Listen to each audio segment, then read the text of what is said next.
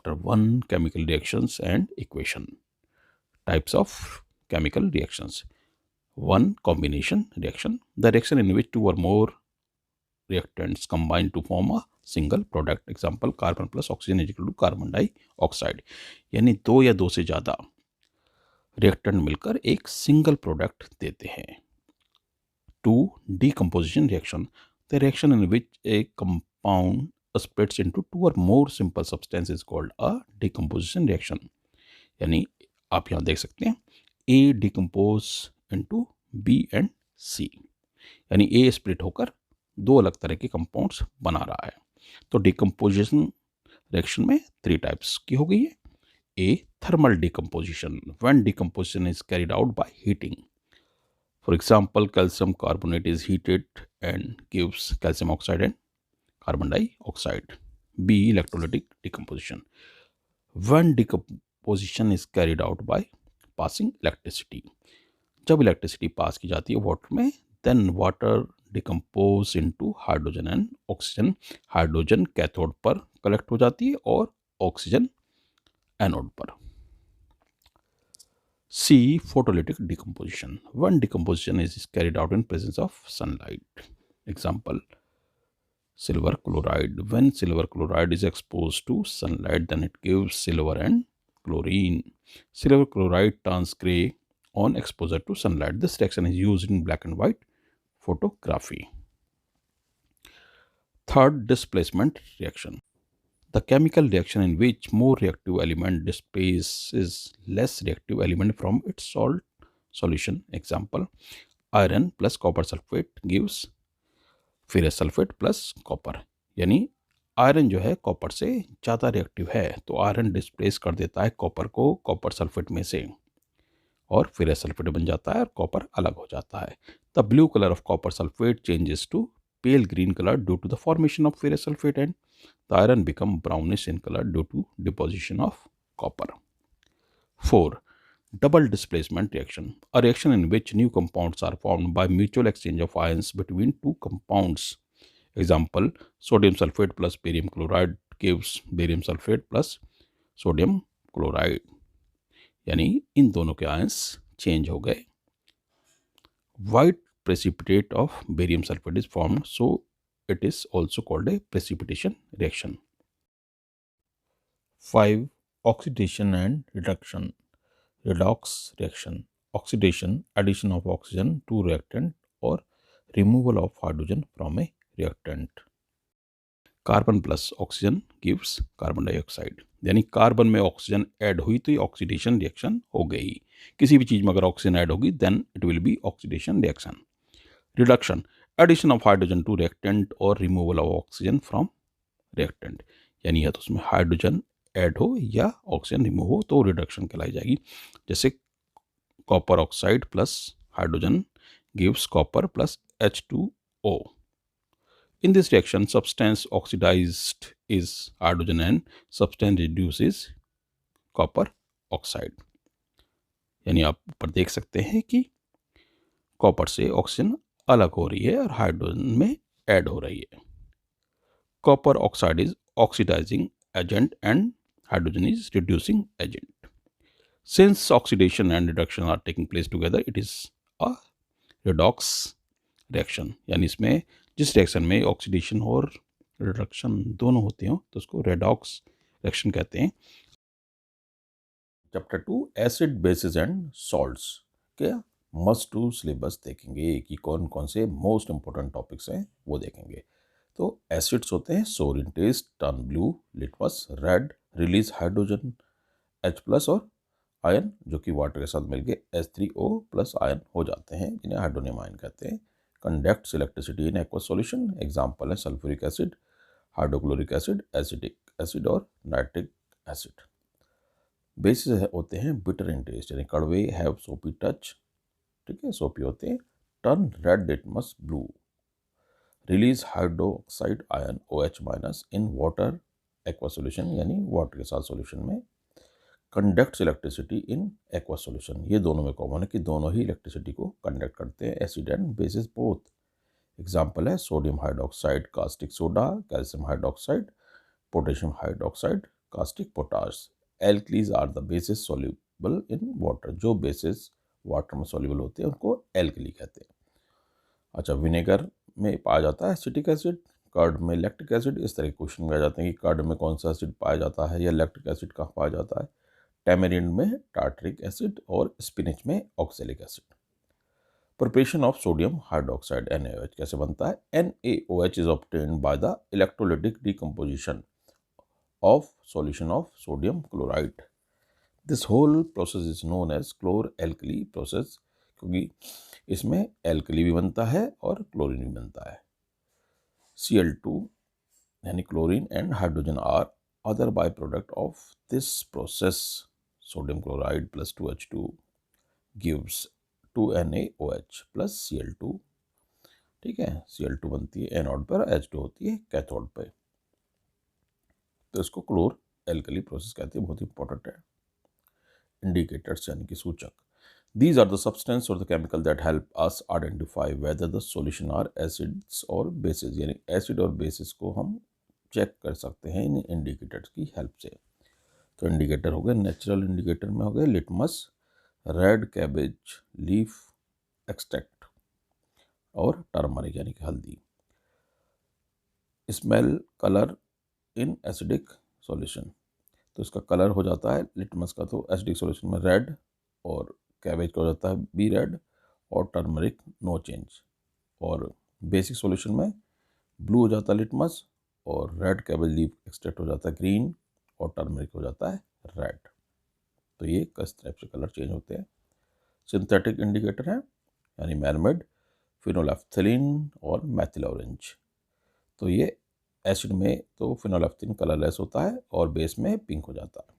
ऐसे ही मैथिल ऑरेंज जो है एसिड में तो रेड हो जाता है और बेस में येलो। ऑल फैक्ट्री इंडिकेटर यानी गंधे सूचक, अनियन, वनीला एसेंस और क्लोव ऑयल इसमें आ गया, लौंग का तेल। तो अनियन है, कैरेक्टरिस्टिक स्मेल ही आती रहती है इसकी, है ना, एसिड में, और बेस में नो स्मेल हो जाती है। Vanilla essence retains smell, acid में स्मेल रहती है, सेम रहता है, और बेस में कोई स्मेल नहीं आती। क्लोव ऑयल भी एसिड में कोई चेंज नहीं होता, स्मेल रहती है और बेस में स्मेल लूज कर देता है। पीएच स्केल है, रेंज 0 से 14 है।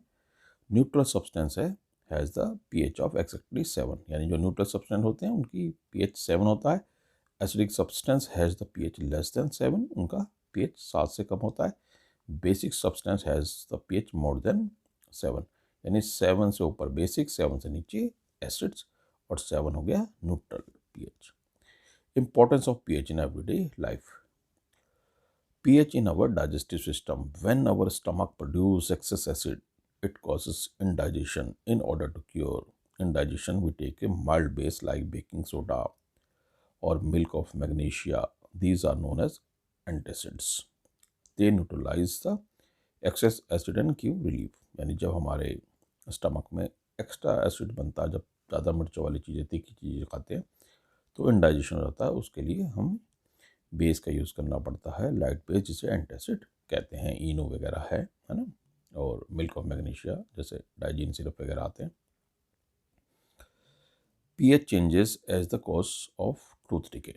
Tooth decay starts when the pH of mouth falls below 5.5, यानी 5.5 से जब माउथ का pH कम हो जाएगा तो टूथ डिके शुरू हो जाता है। The best way to prevent tooth decay is to clean the mouth after eating and using a basic toothpaste which can neutralise acid inside mouth, यानी क्षारीय टूथपेस्ट हम यूज़ कर लेंगे तो वो न्यूट्रलाइज कर देगा अंदर एसिड को दांतों के अंदर।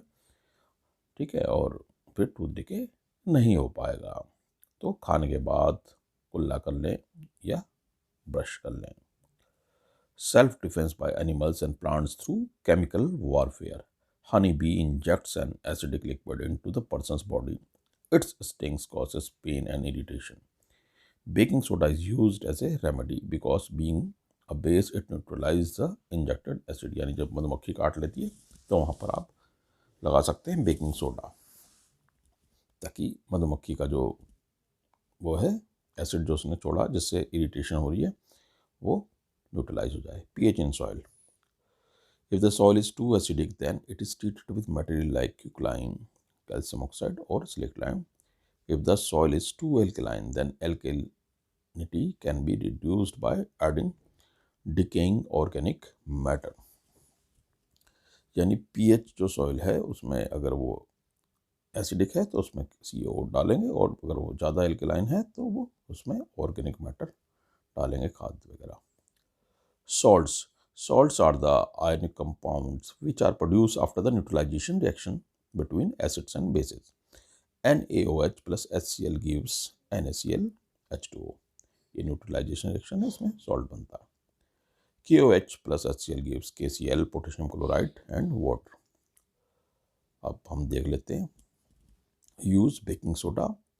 केमिकल नेम है sodium hydrogen carbonate. Formula NaHCO3. Preparation by heating limestone. Calcium carbonate gives CaO plus CO2, and CO2 is passed through a concentrated solution of sodium chloride and ammonia. NaCl plus NH3 plus CO2 plus water gives NaSCO3 plus NH4Cl. यानी इस तरह से बन गया. ठीक है. अब ये यूजेस हैं, इन्होंने यूजेस यहाँ गलत दे दिए हैं. ये सब यूजेस इन्होंने दे दिए यहाँ उसके ब्लीचिंग पाउडर के दे दिए. ठीक है. बेकिंग सोडा यूज़ होता है बेकिंग इंडस्ट्रीज़ में, for making cake, for making bhaturas, for making pakoras, खस्ता. ठीक है. तो वो बेकिंग इंडस्ट्रीज़ में यूज़ होता है, खाने की चीज़ों में, है ना. ये सब in textile industry, in paper industry as disinfectant ये ब्लीचिंग पाउडर के इन्होंने यूज़ दे दी by mistake. It's okay. Baking powder is a mixture of baking soda, sodium hydrogen carbonate and a mild edible acid such as tartaric acid मिला देते हैं उसमें. तो जब वो गर्म होता है तो CO2 देता है और वो चीज़ फूल जाती है. तो बेकिंग पाउडर बनाते हैं बेकिंग सोडे से. Washing soda. केमिकल नेम है sodium carbonate Na2CO3 10H2O. Preparation होती है. सोडियम बाइकार्बोनेट को जब गर्म किया जाता है तो CO2 H2O और Na2CO3 बनता है, सोडियम कार्बोनेट एनहाइड्रस. फिर इसको वाटर के साथ इसका क्रिस्टलाइजेशन किया जाता है तो Na2CO3 10H2O बनता है. ठीक है. इसमें 10 जो है वाटर के मॉलिक्यूल है. इसे वाटर ऑफ क्रिस्टलाइजेशन कहते हैं. इसका use in glass, soap and paper industries for softening the water as domestic cleaner. ठीक है. Bleaching powder. तो इसकी प्रिपरेशन है कैल्शियम ऑक्सी क्लोराइड है इसका नाम. Formula CaOCl2. Preparation CaOH2 plus chlorine CaOCl2 plus H2O. यानी कैल्शियम हाइड्रोक्साइड में जब क्लोरीन प्रोवाइड की जाती है तो ब्लीचिंग पाउडर बनता है. On interaction with water, bleaching powder release chlorine which is responsible for bleaching action. यानी ये रंग उड़ा देता है, विरंजक चूर्ण कहते हैं इसको. अब इसका यूज़ वही है कि ये यूज़ होता है कपड़ा उद्योग में होता है. ठीक है. कपड़ों को ब्लीच करने काम आता है. डिसइंफेक्टेंट होता है, वाटर को डिसइंफेक्ट करने काम आता है. ठीक है. यानी बैक्टीरियाज को किल कर देता है वाटर में से. POP, plaster of Paris.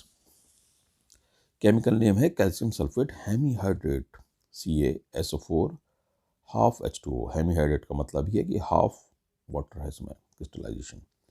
Preparation gypsum on heating at 100 degree Celsius gives calcium sulfate half H2O and 3/2 H2O.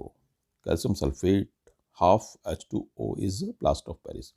यानी जिप्सम को जब गर्म करा CaSO4 2H2 को तो बना plaster of Paris. CaSO4 half H2O इसका फॉर्मूला भी आ जाता है और 1.5 H2O बच गया.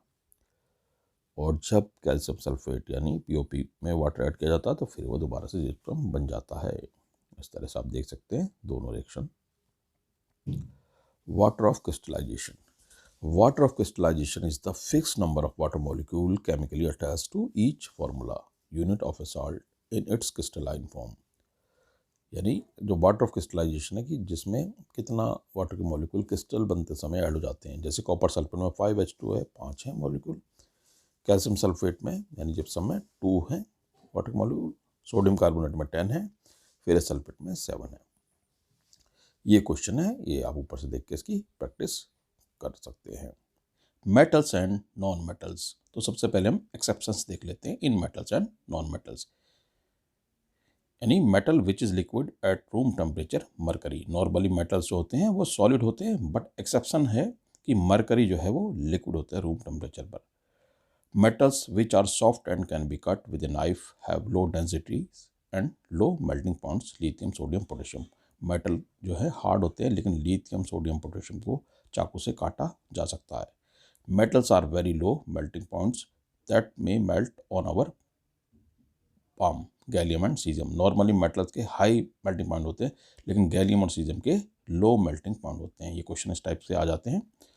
ठीक है। Non metal which is lustrous. Normally जो है नॉन मेटल लस्टर्स नहीं होते, चमक नहीं होती, लेकिन आयोडीन जो है वो चमकदार होता है, लस्टर्स होता है। Non metal which is a good conductor of electricity. Non metal जो है नॉर्मली गुड कंडक्टर नहीं होते इलेक्ट्रिसिटी के, लेकिन ग्रेफाइट है जो कि गुड कंडक्टर है इलेक्ट्रिसिटी का। Non metal which has a very high melting point and boiling point. Non metal के नॉर्मली लो मेल्टिंग और बॉइलिंग पॉइंट होते हैं, लेकिन डायमंड के वेरी हाई मेल्टिंग पॉइंट है, एलोटॉप ऑफ कार्बन है, डायमंड और graphite both. Chemical properties of metal. Metal plus oxygen gives metal oxide. Metal plus water also give metal oxide plus hydrogen. Metal plus dilute acid give salt plus hydrogen. Note all metals do not react in same manner. ये normally है metal की properties, लेकिन अलग अलग metals different properties show कर सकती हैं। Nature of oxide. Metal oxide होते हैं बेसिक और नॉन मेटल ऑक्साइड होते हैं acidic, amphoteric oxide. Metal oxide which react with both acid as well as bases to produce salts and water are known as amphoteric oxide। यानी जो acidic property और basic property दोनों दिखाते हैं, ठीक है, तभी वो एसिड और बेसिस दोनों से रिएक्ट कर पाते हैं, तो उनको एम्फोटेरिक ऑक्साइड्स कहते हैं। एग्जाम्पल है एल्यूमिनियम ऑक्साइड और जिंक ऑक्साइड। तो aluminium oxide when react with acid give aluminium chloride plus water, ठीक है। और जब NaOH से रिएक्ट करता है तो सोडियम एल्यूमिनेट देता है, NaAlO2 plus H2O। Reactivity series. The reactivity series is a list of metal arranged in order of their decreasing activities. Reactivity series has been developed by the performing displacement reaction। ठीक है, यानी कि metals जो है decreasing order में लगा दिया जाता है उनको, उनकी सबसे ऊपर जो होता है मोस्ट एक्टिव मेटल, उसके बाद नीचे, तो उसको रिएक्टिविटी सीरीज कहते हैं। जैसे पोटेशियम सोडियम, इस तरह से रिएक्टिविटी सीरीज लगाई जाती है। Potassium sodium calcium magnesium aluminium zinc iron lead hydrogen copper mercury silver gold, इस तरह से, है ना।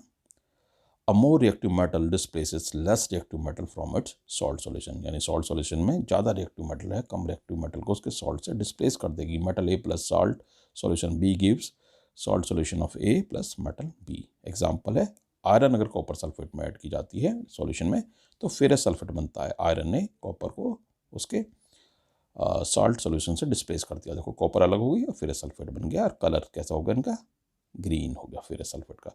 सब metals arranged in decreasing order of activity, aluminium zinc iron और कॉपर, ठीक है। इनमें कुछ दे रखी है, आप पूरी रिएक्टिविटी सीरीज देखें।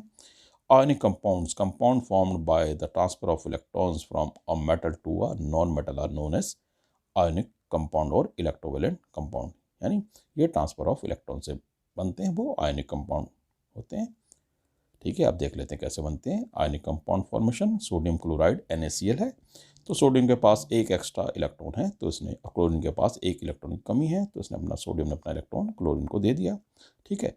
तो सोडियम पे प्लस का चार्ज हो गया, क्लोरीन के पास माइनस का चार्ज हो गया, है ना, -1 और +1। तो इस तरीके से NaCl बन गया, ये आयनिक कंपाउंड है। और मैग्नीशियम क्लोराइड के पास 2 इलेक्ट्रॉन हैं, तो इसको 2 क्लोरीन के एटम चाहिए, दोनों को एक एक इलेक्ट्रॉन ये दे रहा है, देखो। तो इसके पास मैग्नीशियम के पास होगा +2 का पॉजिटिव चार्ज और 2 क्लोरीन के एटम के साथ अटैच हो गए, तो MgCl2 बन गया, ये आयनिक कंपाउंड है। Properties of ionic compound. Solids are hard, solid and hard due to strong force of attraction between ions. Ions के बीच में स्ट्रॉन्ग फोर्स होती है अट्रैक्शन की। High melting and boiling point due to high amount of energy to break strong inter ionic attraction. Ionic bond है, ionic attraction है, उसको तोड़ने के लिए हाई अमाउंट की एनर्जी होती है, इसलिए इनके हाई मेल्टिंग और बॉइलिंग पॉइंट होते हैं। जनरली सॉल्युबल इन वाटर, ये नॉर्मली वाटर में सॉल्युबल होते हैं, ठीक है। conduct electricity in molten state and in aqueous solution due to free movement of ions। यानी ये इलेक्ट्रिसिटी को कंडक्ट करते हैं जब ये एक्वस सॉल्यूशन होते हैं या फिर सॉल्युबल होते हैं वाटर में या मोल्टन स्टेट में, क्योंकि तभी आयन फ्री होंगे ना। तो नॉर्मल से क्वेश्चंस हैं, ये ऊपर दिए हुए हैं तो आप कर सकते हैं इनमें से। मैं समझा देता हूँ फिर भी कि name a metal which can be easily cut with a knife, तो आप लिथियम सोडियम पोटेशियम में से एक लिख सकते हैं। Non metal which is a good conductor of electricity, graphite है, ये भी है। Oxide of an element X was found to convert red litmus to blue, red litmus को ब्लू कर रहा है, यानी कि क्या है, ये बेस है। तो what does this tell about the nature of the oxide, is X a metal और ए नॉन मेटल, तो मेटल ऑक्साइड है ये, ठीक है ना। एक्स मेटल है तो मेटल ऑक्साइड ही बेसिक होते हैं। इसका बी पार्ट है what happen when zinc granules are added to dilute sulphuric acid, तो हाइड्रोजन गैस निकलेगी, ठीक है, एंड जिंक सल्फेट बन जाएगा। Why are ionic compounds good conductor of electricity? Because ionic compounds gives ions in aqueous solution or molten state, तो ions conduct electricity, ठीक है। 3 का ये पार्ट है what do you understand by reactivity series, तो reactivity series हम पहले discuss कर चुके हैं, ठीक है। ये रही the reactivity series is a list of metal arrange in order of their decreasing activity. Reactivity series has been developed by performing displacement reaction, ठीक है। ये एल्युमिनियम, जिंक, आयरन, कॉपर, ये शॉर्ट में दे रखी है। पूरी रिएक्टिविटी सीरीज में आपको पहले ही बता चुका हूँ, ठीक है। तो arrange Fe, Zn, Cu and aluminium in decreasing order of activity reactivity which is most active among them, तो मोस्ट एक्टिव है एल्युमिनियम है, एल्युमिनियम के बाद जिंक है, जिंक के बाद आयरन है और कॉपर है, ठीक है। तो हम इसको इस तरीके से लिख सकते हैं। सबसे पहले Al, ठीक है, Al से कम है रिएक्टिव जिंक, इससे कम है रिएक्टिव Fe, इससे कम है Cu। तो इस तरीके से मस्ट टू सिलेबस आप में से आपने चैप्टर नंबर 3 कंप्लीट आपका हो गया। Chapter number 4 carbon and it's compounds, versatile nature of carbon catenation. Carbon can link with carbon atoms by means of covalent bonds to form long chains, branch chain and closed ring compounds. Carbon atoms may be linked by single, double और triple bonds. यानी carbon carbon atom के साथ जुड़कर लंबी chains बनाता है, covalent bonds बनाता है, और ये लंबी चेन ब्रांच हो सकती हैं और क्लोज रिंग कंपाउंड्स हो सकते हैं। सिंगल बॉन्ड बना सकता है, डबल और triple bond. Tetra valency, carbon has 4 valence electrons, carbon can bond with 4 carbon atoms, monovalent atoms, oxygen, nitrogen and sulphur. Carbon की 4 वैलेंसी होती है, तो ये दूसरे 4 एटम के साथ मोनोवैलेंट है, तो 4 एटम के साथ अटैच हो सकता है, जैसे हाइड्रोजन के साथ, या फिर ऑक्सीजन और नाइट्रोजन और सल्फर के साथ भी बॉन्डिंग करता है। Allotropes of carbon, graphite and diamond. Hexagonal arrays placed in layers one above the other, 2-dimensional structure। Diamond का रिजिड 3-dimensional structure होता है। Graphite, each carbon atoms bonded to 3 other carbon atoms, one of the bonds being double bond। Each carbon atom bonded to 4 other carbon atoms। Graphite is smooth and slippery। Diamond, hardest known substance। Graphite, good conductor। Diamond, bad conductor। Graphite uses lubricant, pencils। Diamond uses cutting tools, jewelry, because it is the hardest substance known। Carbon is tetravalent, it doesn't form ionic bond by either losing 4 electrons or by gaining 4 electrons। So carbon can form bond only by sharing of electron and hence form only covalent compounds। Carbon की 4 valency होती है, तो ये 4 electron देना और लेना इसके लिए बड़ा डिफिकल्ट है, इसलिए ये शेयरिंग करता है, and sharing is called covalent bonding. तो ये कोवलेंट कंपाउंड्स बनाता है always. Covalent compounds have low melting and boiling point as they have weak intermolecular forces, are generally poor conductor of electricity as there is sharing of electron and no ions are formed. इनके solution में ions नहीं form होते, इसलिए ये poor conductor होते हैं electricity के। Saturated and unsaturated carbon compounds made up of hydrogen and carbon are called hydrocarbons, यानी कि हाइड्रोजन और कार्बन से मिलकर बने इसलिए इनको हाइड्रोकार्बन्स कहते हैं. Saturated hydrocarbons and unsaturated hydrocarbons. Saturated hydrocarbons have single bonds between carbon atoms and alkanes. Example है alkanes CnH2n+2, ये इनका जनरल मॉलिकुलर फॉर्मूला है. अनसेचुरेटेड हाइड्रोकार्बन्स डबल और triple bonds between carbon atoms.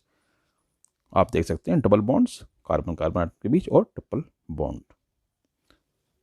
Alkenes CnH2n और alkynes CnH2n-2.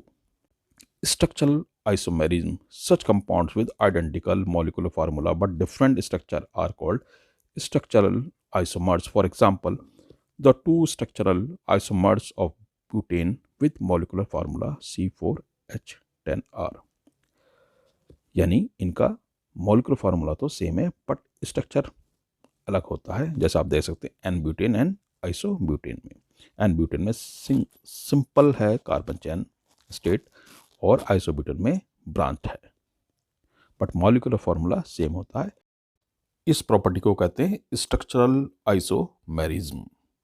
The three structural isomers of pentane with molecular formula C5H12R.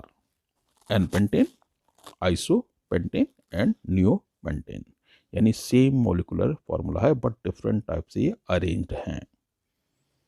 Homologous series. A series of compound in which the same functional group substitute for hydrogen in a carbon chain is called a homologous series.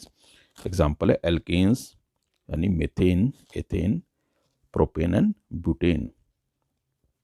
Characteristics of a homologous series have same general formula, यानी इनका general formula होता है same. जैसे कि alkane का है CnH2n+2.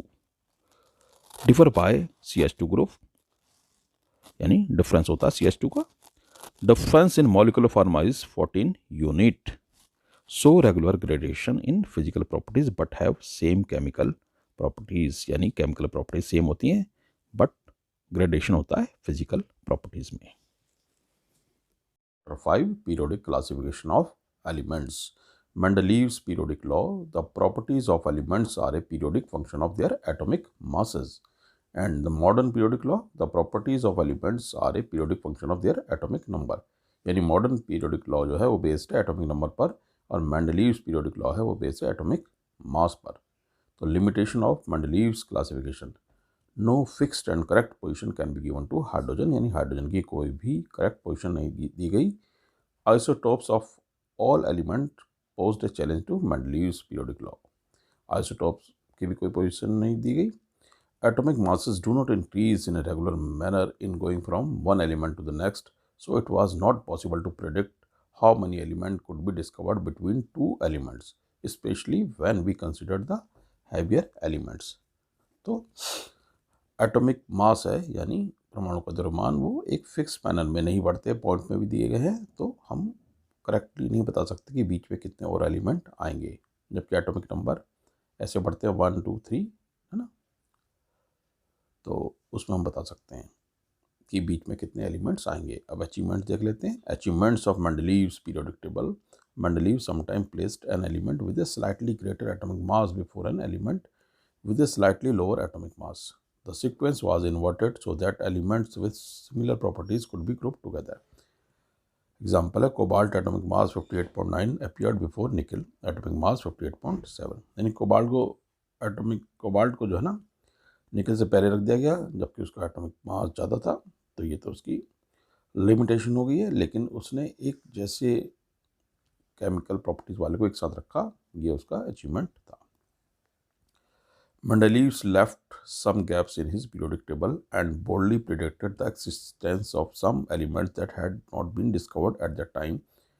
Example, scandium, gallium and germanium discovered later have properties similar to the elements predicted by Mendeleev as eka boron, eka aluminum and eka silicon respectively. यानी जो एलिमेंट्स अभी खोजे भी नहीं जा चुके थे उनके लिए भी मेंडलीव ने पोजीशन रखी.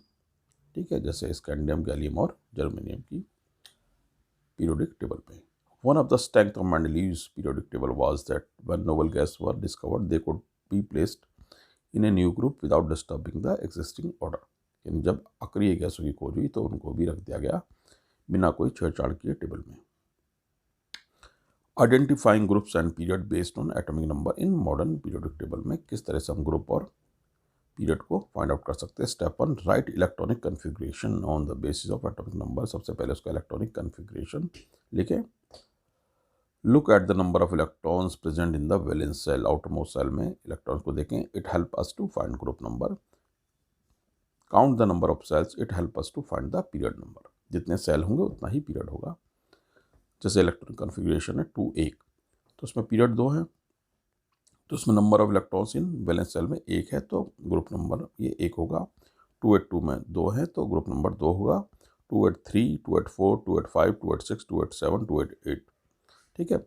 ये सब में 10-10 जोड़ से जाएंगे क्योंकि ये पी ब्लॉक एलिमेंट हैं। पी ब्लॉक एलिमेंट में 10 और ऐड कर देते हैं ग्रुप नंबर फाइंड आउट करने के लिए।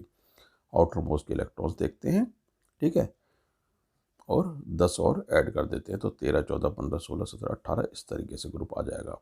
एस ब्लॉक एलिमेंट में कुछ नहीं ऐड करते, जितने भी इलेक्ट्रॉन्स हैं आउटर मोस्ट सेल में वही उनका ग्रुप होता है। एस ब्लॉक में 2 ग्रुप आते हैं, पहला और दूसरा। इलेक्ट्रॉनिक कन्फिग्रेशन से अगर हमने नंबर ऑफ सेल देख लेंगे तो पीरियड नंबर आ जाएगा। जैसे इलेक्ट्रॉनिक कन्फिग्रेशन 2 है तो उसमें नंबर ऑफ सेल 1 है तो पीरियड 1 में है, ये आवर्त 1 में है। 2 5 है, 2 है तो ये पीरियड नंबर 2 में है। 283 3 है, इसमें सेल कोषों की संख्या 3 है तो ये थर्ड पीरियड में है। इस तरह से 2881 फोर्थ पीरियड में है, ठीक है। Trends in properties in modern periodic table, ये बड़ा ही इंपॉर्टेंट है। क्या ट्रेंड्स होते हैं? एटॉमिक साइज और atomic radius. Down the group increase, atomic size down the group increase होता है due to increase in number of shell. And across the period decreases, left to right ये decrease होता है atomic size और atomic radius decrease होती है due to increase in effective nuclear charge. Valency down the group remain same, भाई एक group की एक ही वैलेंसी रहेगी जितने आउटर मोस्ट ऑर्बिट हैं उसके, जितने आउटर मोस्ट ऑर्बिट में इलेक्ट्रॉन हैं। Across the period first increase and then decrease, 1 से लेकर 4 तक बढ़ती है, उसके बाद 8 में से माइनस करते रहेंगे तो वो घटती रहेगी। 1 2 3 4, फिर जाएगी 3 2 1 0। Metallic characters electropositive nature, tendency to lose electron, down the group increase होते हैं, ठीक है, और अक्रॉस द पीरियड डिक्रीज होते हैं। मेटेलिक प्रॉपर्टी यानी इलेक्ट्रॉन लूज करने की property, tendency to lose electron. Non metallic characters electronegativity nature, tendency to gain electron, down the group decreases, ठीक है। नॉन मेटेलिक करेक्टर है यानी इलेक्ट्रॉन गेन करने की डाउन द ग्रुप डिक्रीज होती है और अक्रॉस द पीरियड यानी लेफ्ट टू राइट इंक्रीज होती है। अब कुछ क्वेश्चंस हैं ये आप अपने आप करें देख के, फिर भी मैं थोड़ा सा हिंट देता हूँ। Mention 3 limitation of Mendeleev's periodic table, तो 3 लिमिटेशन आप इसमें से देख के कर लें। ये लिमिटेशन दे रखी है ना, इसमें से आप लिख दें। No fixed and correct position can be given to hydrogen isotope of all elements posed a challenge to Mendeleev's periodic law, or atomic mass do not increase in a regular manner in going from one element to the next. So it was not possible to predict how many elements could be discovered between 2 elements, especially when we consider the heavier element. दूसरा question देख लेते हैं। An element P has electronic configuration 285. In which group and period will be placed? भाई इसमें कोशों की संख्या, cell की संख्या 3 है तो ये थर्ड पीरियड में है, और लास्ट में 5 है तो ये पी ब्लॉक एलिमेंट होगा तो ये 15। इसका ग्रुप है 15। अनदर एलिमेंट को हैज इलेक्ट्रॉनिक कन्फिग्रेशन 25 तो ये सेकंड पीरियड में है और ये भी ग्रुप 15 में है ना। 5 + 10 15। Yes, it can be placed in same group but period different. What trends are observed in atomic size in modern periodic table when we move down the group?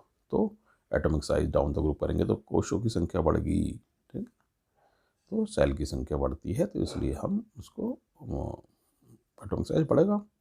Across the period घटेगा क्योंकि जो attraction है between positive and negative charge वो increase होता है तो size घटता है एटम का।